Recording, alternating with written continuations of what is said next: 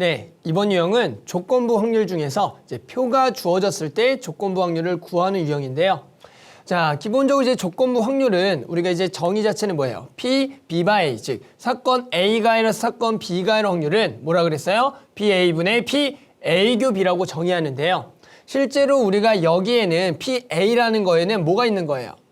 전체 사건이죠. 그래서 NS분의 NA가 되는 거고, 마찬가지 PA교 B도 원래 확률의 정의에서 전체 일어날 수 있는 경우수분의 우리가 A교 B가 일어날 수 있는 경우수가 되겠다. 됐죠?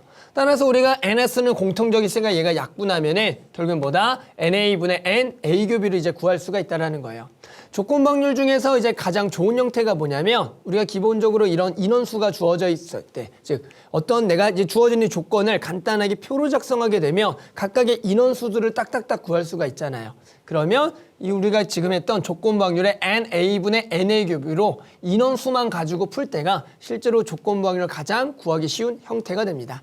따라서 어떤 문제에서 어떤 글로만 좀 나와 있는 문제들이 나왔을 때는 굳이 그것을 글로 보지 말고요. 그걸 간단하게 표로 작성해서 인원을 딱딱 맞춰 쓰게 되면 우리가 구하고 싶은 조건부 확률을 이제 쉽게 구할 수 있는 유형들이 나옵니다.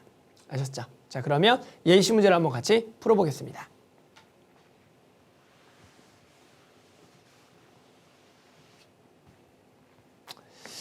자, 그러면 예시 문제 한번 같이 풀어볼게요. 예시 문제는 2019년 7월 학평 나형 11번이고요. 자, 문제 한번 볼게요. 자, 어느 고등학교 3학년 전체 학생 300명을 대상으로 영화와 뮤지컬에 대한 관람 희망 여부를 조사한 결과가 다음 표와 같이 나와 있어요. 지금 같은 경우에 이제 표가 나와 있으니까 조금 더 쉬운 문제예요. 그런데 어떤 문제에서는 그냥 이제 글로써 인원수만 나와 있는데 그것을 적절하게 인원수를 계산해서 이렇게 표로 깔끔하게 정리하면은 이제 문제 풀기가 쉬워집니다. 자, 그래서 일단은 문제 계속 읽어볼게요. 이 고등학교 3학년 학생 중에서 임의로 선택한 한 명이 영화 관람을 희망한 학생일 때 이 학생이 뮤지컬 관람도 희망할 학생일 확률을 구하라. 뭐라고요? 한 명이 영화 관람을 희망한 학생이에요.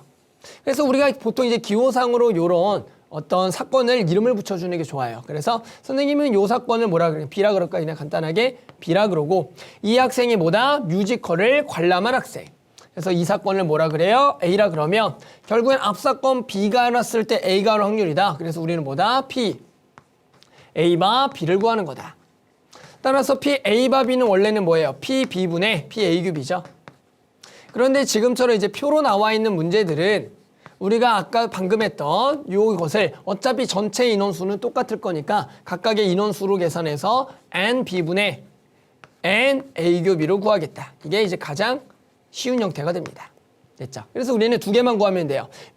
N, B 뭐예요? 영화 관람을 희망한 학생의 인원수와 그리고요 영화 관람을 희망한 학생 중에서 뮤지컬을 관람한 학생의 인원수의 교집합 인원수만 구해주면 됩니다.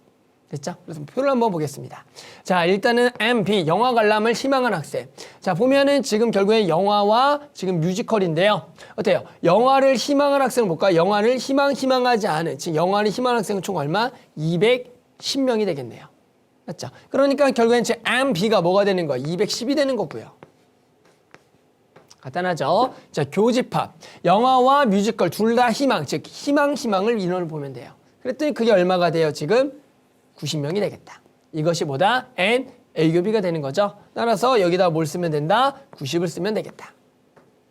됐죠? 자, 그래서 계산만 하면 끝납니다. 그래서 3으로 약분하면 여기 3, 7에 21, 여기는 3, 3은 9. 됐죠? 그래서 7분의 3이 나옵니다. 됐죠? 그래서 이제 가장 좋은 형태입니다. 조건부 확률을 구할 때 이제 표를 이용해서 구하는 방법들. 아셨죠? 그래서 나머지 문제들도 표가 주어져 있는 것도 있고 없는 것도 있는데 없는 것들은 이제 적절하게 이제 표를 그려서 풀어주면은 뭐 생각보다 어렵지 않게 이번 유형 문제들을 이제 풀 수가 있을 겁니다.